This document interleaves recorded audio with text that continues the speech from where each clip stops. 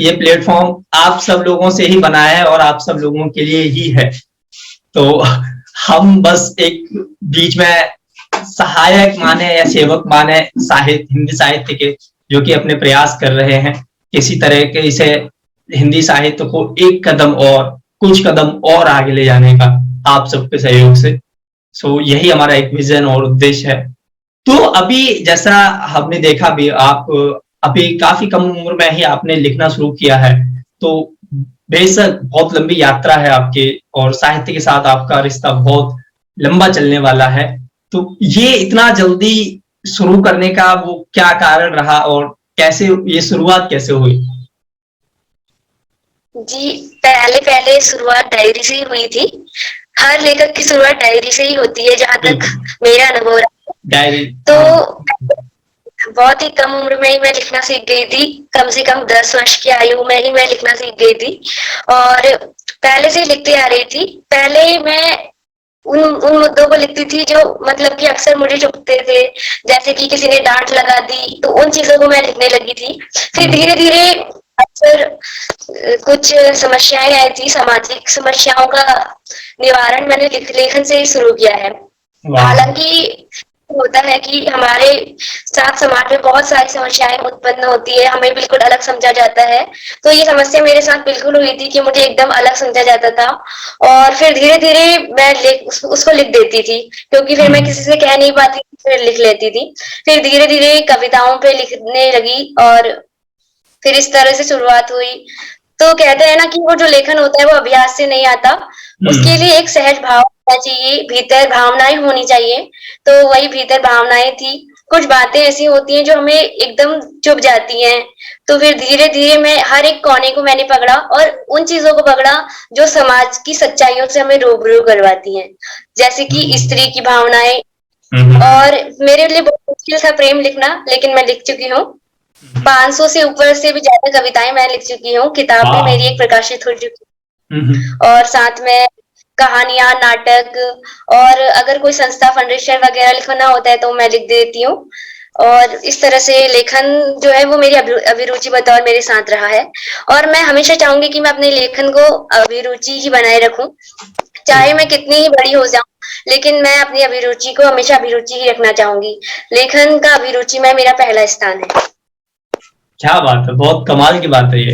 Actually मेरे को भी यही फील होता है कि लेखन कला ही ऐसी है, अगर आप एक बार इससे जुड़ गए तो आप फिर इससे बाहर नहीं आ सकते। और ये लेखन लेखन उनको सहेज के रखता है, ऐसे अपनी पनाह में बड़ा सुरक्षित रखता है, हम उस पनाह को फिर छोड़ नहीं पाते। ये बहुत कमाल की चीज है लेखन के बारे में।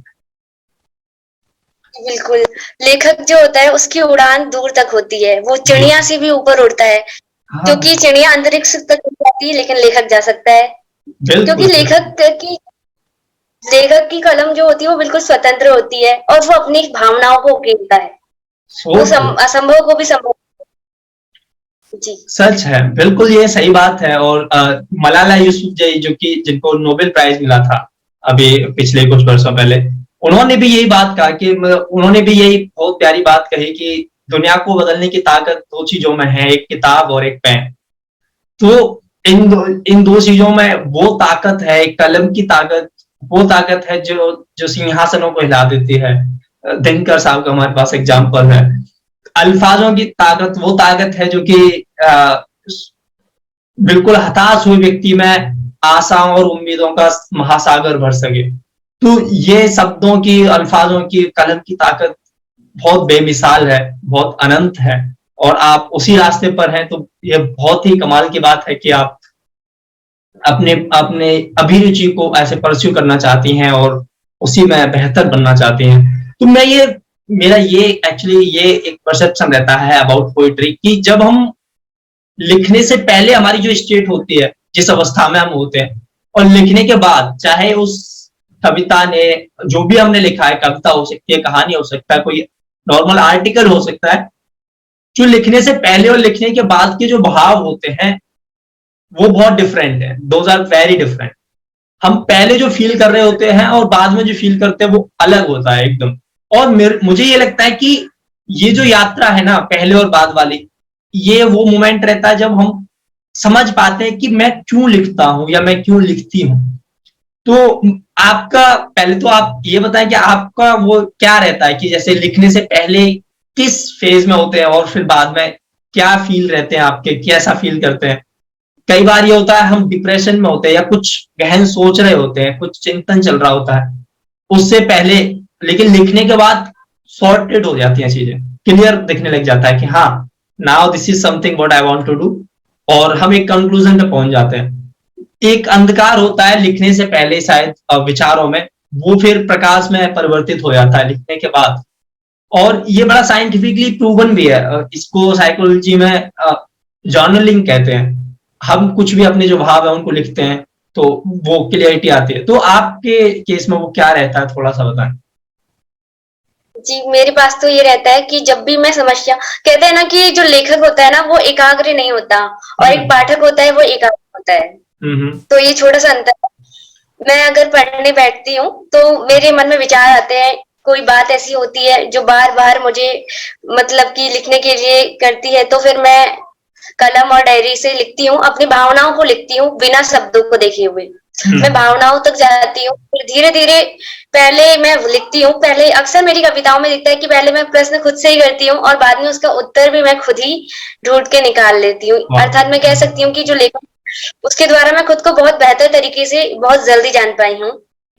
इसलिए लेखन बहुत ही अच्छी चीज है और मैं तो कहती हूँ कि अभिरुचि को हमें नया मोड़ देना चाहिए, चाहे वो लेखन हो और चाहे कला हो, कुछ भी हो, लेकिन अपनी अभिरुचि को हमेशा उनकी मतलब कि हमेशा उनको आगे बढ़ाना चाहिए और हमेशा उनको अपने भीतर रखना चाहिए सजोए, क्योंकि कल की जो भीड़ है वो बहुत लंबी है और कल हम कहीं ना कहीं उस भीड़ में शामिल होने वाले हैं।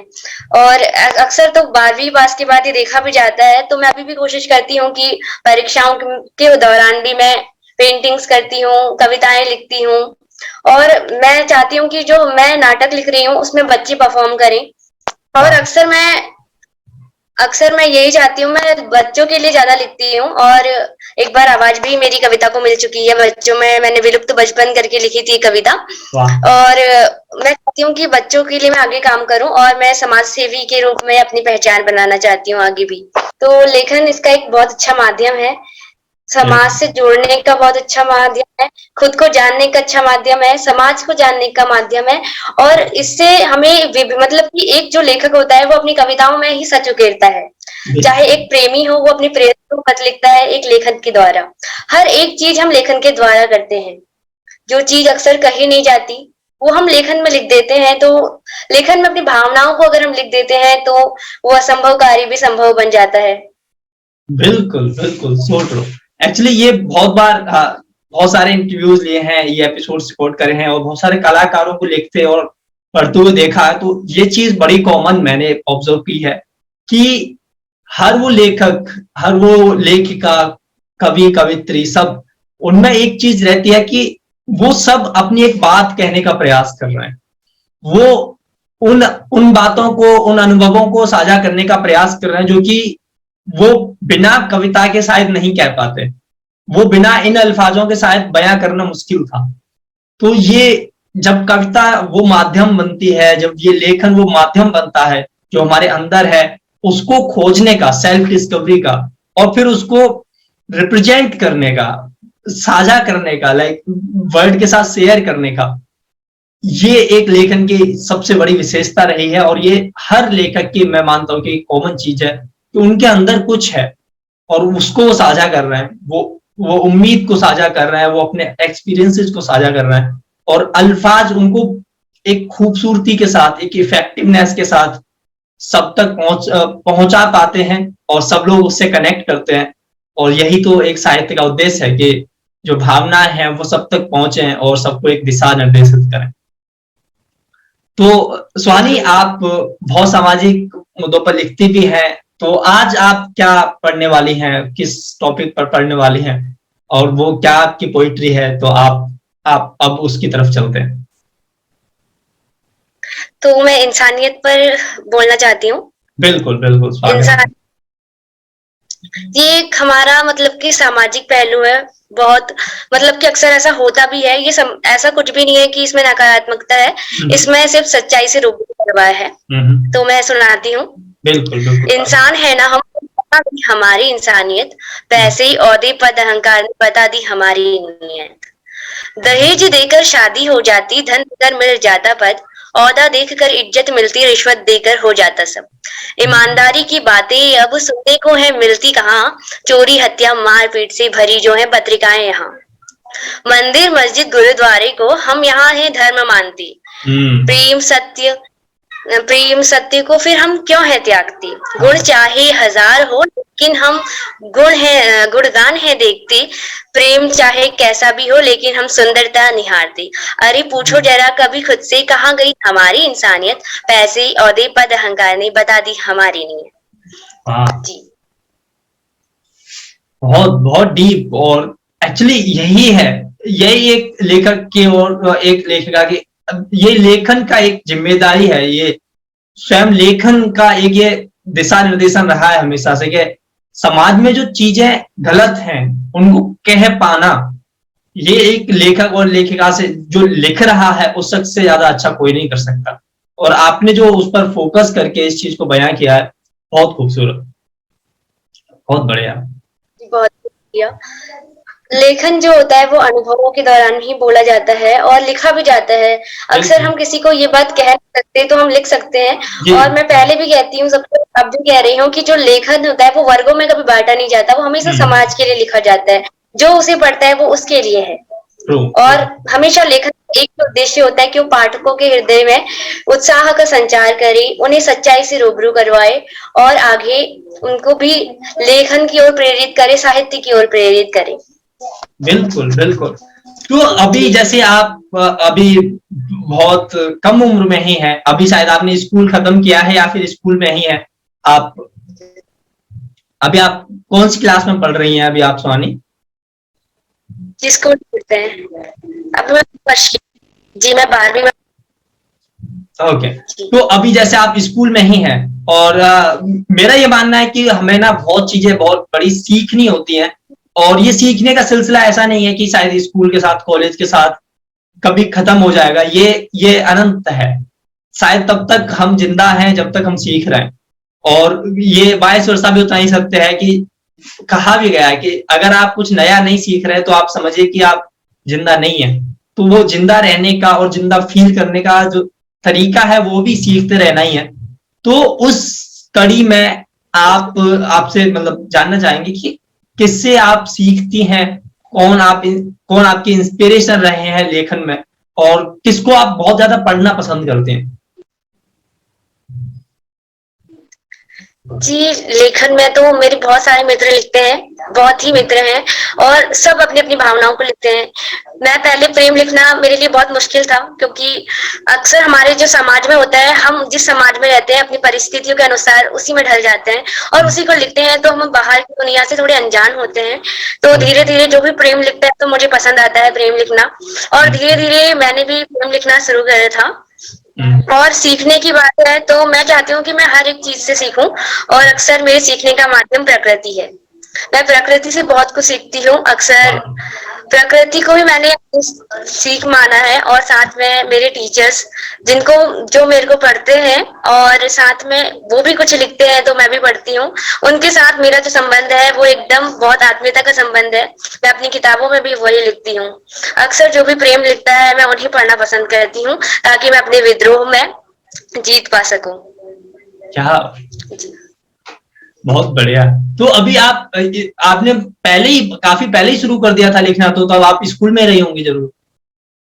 जी बिल्कुल, मैंने सब कुछ अपने स्कूल में मेरे साथ जो भी हुआ, जैसे हुआ कुछ भिन्नताएं हुई, टीचरों से डांट पड़ी या फिर उनका प्यार मिला, किस तरह से मेरे को सबसे अलग रखा जाता था और फिर किस तरह से मैंने एक पहचान पाई, पूरी कविताओं में ऐसे मैंने उकेर रखा है। वाह, ये एक्चुअली आपने कई बार जिक्र किया है इस चीज का कि अलग रखा जाता था। तो मतलब वैसे ये हर लेखक हर लेखिका के जीवन में, शायद हर कलाकार के जीवन में ये एक विडंबना रहती है, या उनके कुछ अनुभव रहते हैं जिनको वो कहने का प्रयास करते हैं। तो आप उन भावों से जो भी बहाव रहा हो जिसकी वजह से आपने लेफ्ट आउट फील किया या किसी मोमेंट पर कोई चैलेंज फील किया, तो उससे उभरने में लेखन ने किस तरह से आपकी मदद की और आप किस तरह से आगे आ पाए उस पर ओवरकम करते हुए, उस पर विजय प्राप्त करते हुए, वो थोड़ा सा बताएं। जी, अक्सर ऐसा होता है कि हमारे स्कूल में, हर किसी के स्कूल में होता है कि जो बच्चा बहुत ज्यादा अच्छा होता है पढ़ने में, और तो उसको ज्यादा ज्यादा मान्यताएं मिलती हैं, बहुत कुछ मिलता है। और अक्सर हम किसी बच्चे के अंदर की रुचियों को जाने बिना, उसके अंदर की प्रतिभाओं को जाने बिना ही हम उसको एकदम से जज कर लेते हैं, उसके बारे में बिना जाने। तो अक्सर मुझे जज कर दिया जाता था, और तब पहले पहले मुझे हिंदी लिखनी नहीं आती थी। ये बात हमेशा मेरे दिल में रही, और इसी ने शायद मुझे लेखन तक पहुंचाया। हिंदी लिखनी नहीं आती थी तो टीचर अक्सर बोलते थे कि तुम भविष्य में कभी कुछ नहीं कर पाओगी। इस तरह से मुझे ये बात एक बार चुभ गई। हालांकि मैं टीचरों के बारे में कुछ ज्यादा नहीं कहूंगी, क्योंकि टीचर्स जो है वो मेरा प्रेरणा स्रोत भी बने हैं, क्योंकि उन्होंने ही मुझे मार्गदर्शन किया है मेरा। और हमेशा मतलब कि कुछ बातें, जैसे बच्चे अगर नंबर गंदे आते हैं तो थोड़ा बहुत मतलब कि ऐसा होता है कि बच्चों में भिन्नताएं पाई जाती हैं। अक्सर मेरे साथ अब भी होता है।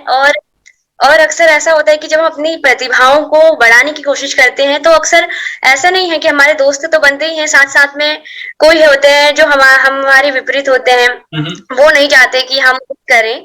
तो इन सारी चीजों में मैंने लेखन को अपना प्रथम स्थान दिया है। अक्सर किताबों में मैं अपनी किताबों को अपना मित्र मानती हूँ, और किताबों में ही मैं अक्सर अपनी अपनी दोस्ती को खोजती हूँ।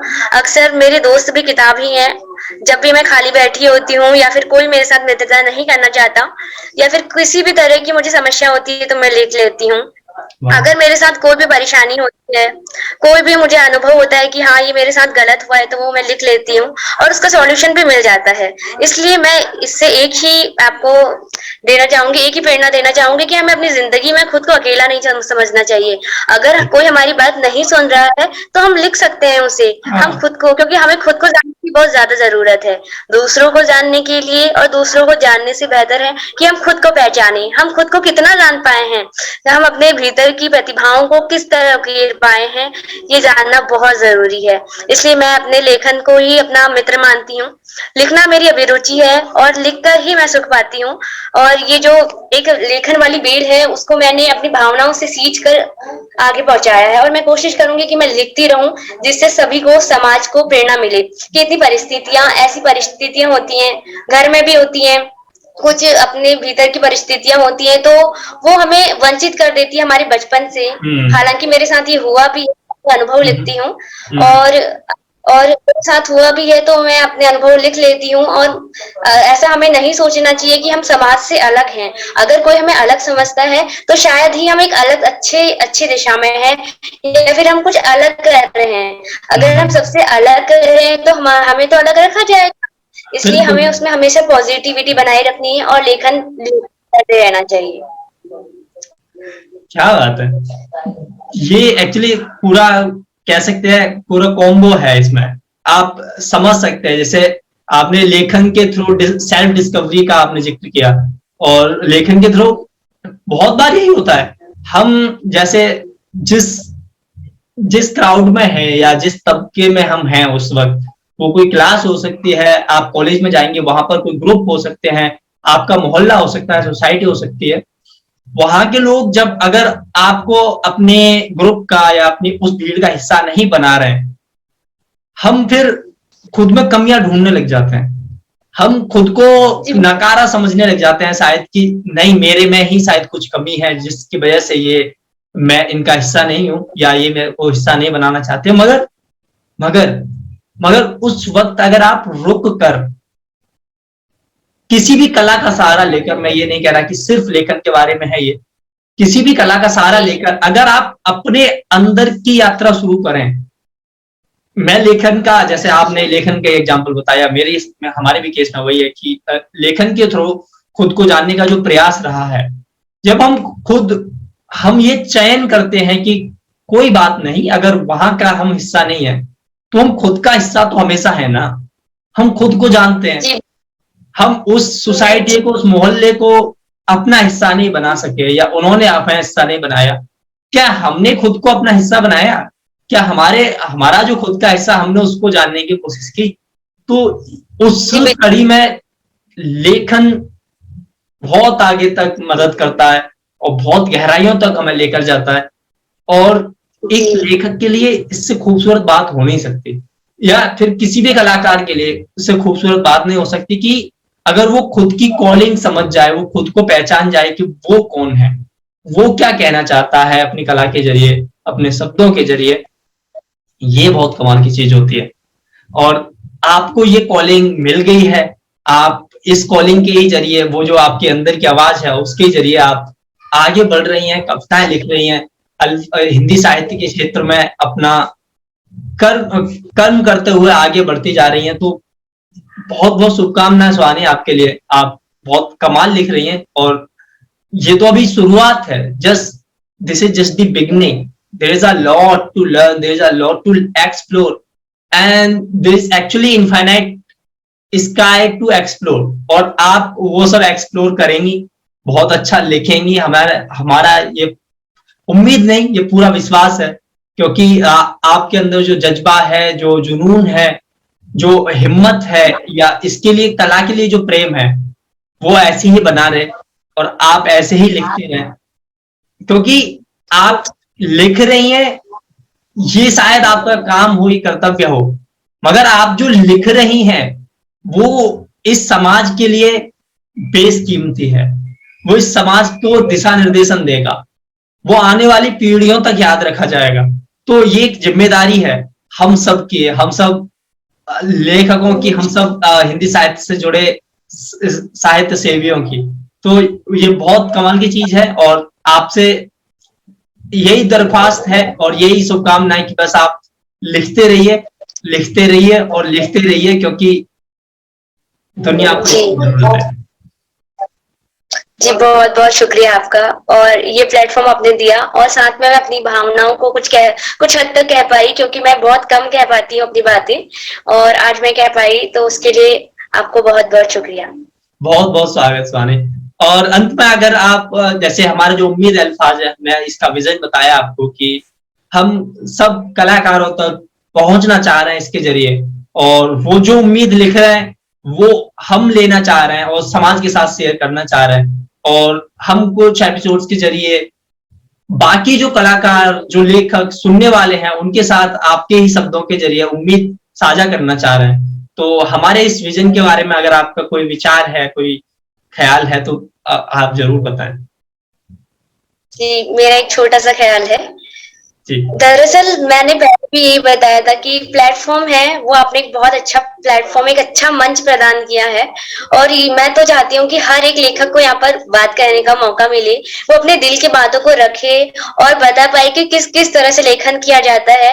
और ये मंच आपने हमें दिया है ताकि हम बता सके, समाज को रूबरू करवा सके कि लेखन क्या है और लेखन किस तरह से होता है, किस तरह हर परिस्थिति। मैं ये मानती हूँ, मेरा अनुभव रहा है कि हर लिखने वाले के जीवन में कोई ना कोई ऐसी समस्या है जिससे वो लिखना सीखा है। बिल्कुल। उसको लिख, क्योंकि हम तभी लिख पाते हैं जब हम अकेले होते हैं, हमारे भीतर कुछ भावनाएं होती हैं, तो वो लेखन जो है वो हमारी जो सहज प्रवृत्तियां होती है उनको आगे बढ़ाने का हमारे मतलब हमारा एक माध्यम है। तो आपने एक अच्छा माध्यम दिया है इसमें। आपने थोड़ा सा, कहते हैं ना कि आपने एक चिंगारी चाहिए होती, वो चिंगारी आपने उसमें भर रखी है। तो आपका बहुत बहुत धन्यवाद, और मुझे बहुत अच्छा लगा आपसे मिलके, ताकि मैं अपनी बातों को साझा कर पाई और कुछ प्रश्न के उत्तर मैं खुद में ढूंढ पाई। जी वाह, यही हमारा एक्चुअली एक सोलफुल पर्पस है इस सबके पीछे, और हमें बहुत खुशी है कि उस उद्देश्य तक, उस पर्पस तक हम कुछ कदम चल पाते हैं हर रोज, हर एक कलाकार से मिलकर, और यह इसी के साथ हम प्रयास कर रहे हैं आप हिंदी के साहित्य में अपना कुछ कंट्रीब्यूशन, कुछ योगदान करने का। तो इन्हीं सद्भावनाओं के साथ इस एपिसोड को समापन की ओर लेके चलते हैं। तो thank you so much Swani, again it was really wonderful to have you in this episode.